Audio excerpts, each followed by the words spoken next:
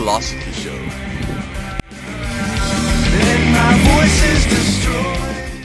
Greetings and salutations.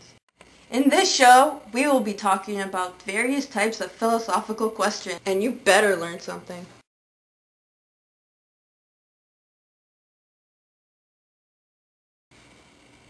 So, can a meaningful life be obtained by means of self-indulgence? Well, I think I'm a pretty good person to answer that question, as I, as you can see, am Adam Smith. I'm an economist and a 16th century philosopher. Wait, maybe it's 17th. I don't know, I'm dead. But anyways, for the purposes of this video, I shall talk with your little Canadian accent, you know? Because, yeah, I'll just talk with the Canadian accent.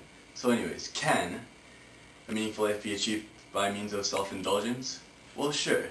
Let's take this scenario, for example. There are two people, a guy that wants to sell a TV and a guy that wants to buy a TV. They don't really care about each other's happiness. Like, the guy that wants to sell a TV just wants to sell it, and the guy that wants to buy a TV just wants to buy it with money.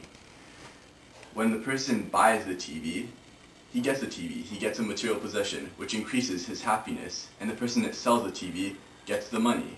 So therefore, we say that two people, each self-indulgent, each only caring about their own interests, make a trade, and therefore each become happier in the end, each receive a more meaningful life.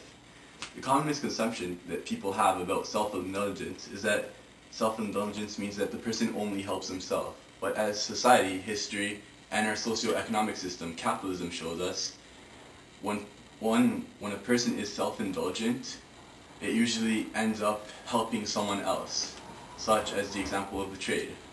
Another example of this is, say for example, that two people are competing to be the CEO of a large company. They don't care about each other. They individually want the job. And then they will compete because competition provides an incentive to compete. It provides an incentive to be better. In the long run, the person which is most suited for the job will become the CEO. After this happens, the company will run more smoothly because the better candidate is put to run the CEO, correct? Because he is the best man for the job. So there you see again that self-indulgence can lead to a meaningful life, and it can lead to progress. Because when a person only cares about themselves, it makes them compete with other people. And then out of that competition, only the strongest will survive, so to speak, and lead the others forward. You not only see this with humans, but we see it with little monkeys, like the alpha male. The alpha male leads the other little monkeys, and then that is better for the whole group. So in conclusion, self-indulgence can lead to a meaningful life, because that's basically our socio-economic system, capitalism. That's what it is basically, in a heartbeat. But I have a question about that. So what about the workers who are exploited? What about the workers who do not deserve the same amount of respect, or they do not achieve the same ends, although they are still self-indulgent, and although they still expect to achieve the same ends that a capitalist might expect to achieve? Well, what would you say about that? Well, as an economist, I usually support the big fish, so I'm going to have to go against the workers and say that what the guy at the top does, aka the managing, is far more important than what a meaningless laborer does. Like, the guy that makes the cars isn't nearly as important than the guy that's the CEO of the company that manages everything, that has to distribute the product, allocate resources, make sure that productive efficiency is working. So therefore, I say that in all actuality, the person at the top is making a larger contribution than the worker at the bottom. So the worker at the top should receive higher compensation. And that goes again. Self-indulgence, damn that word, can lead to a meaningful life, because the CEO does what's best for the CEO, which enables the company to be better, which enables everything, the economy, to be better.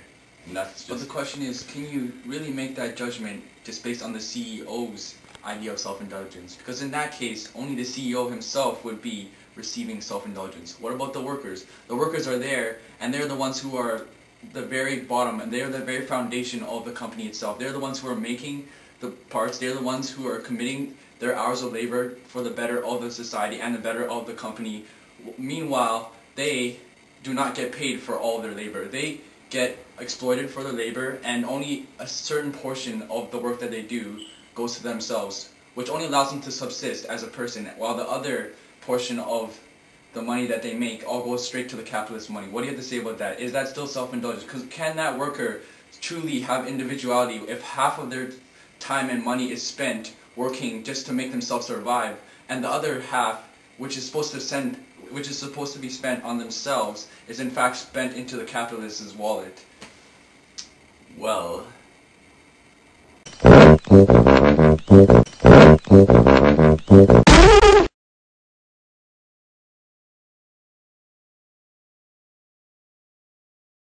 now here are different perceptions from different types of people about what makes us happy. hi, I'm Austin Man, and what makes me happy is saving people. Hello, citizen. Never fear, for I, Austin Man, am here to save you. Ah! So, what makes you happy? I don't understand the question.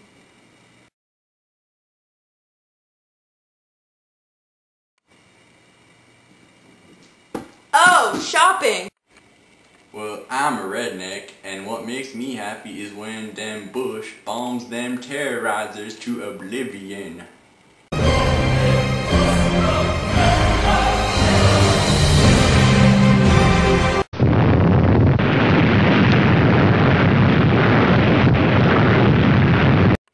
Well, as you can see, everyone's perception is different from what happiness is in their life.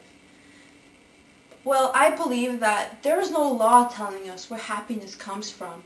Happiness is all around us. Happiness comes from different places and is brought up by different perspectives and originates from different people. Happiness is attained from looking deep inside of yourself and seeing what puts a smile on your face.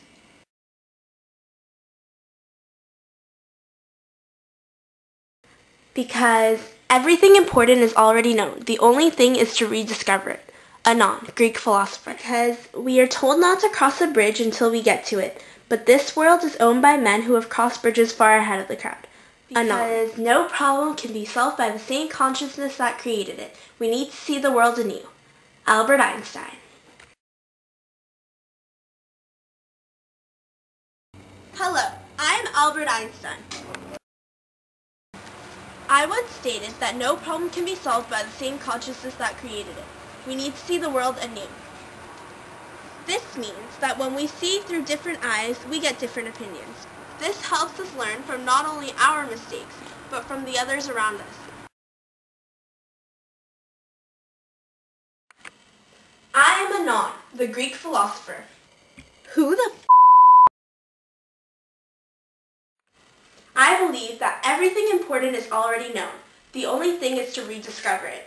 This means that when you look deep within yourself, you will always find the answers you are looking for. Which is why we should examine our lives.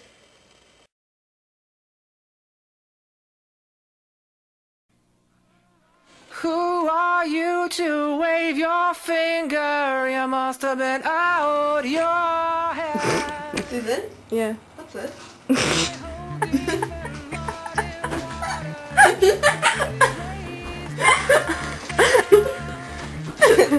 I'm Albert Einstein.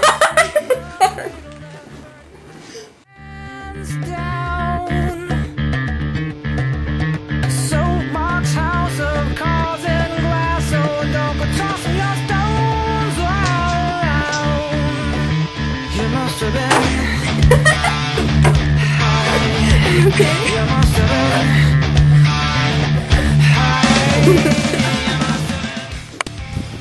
Oh my god, my camera's getting wet.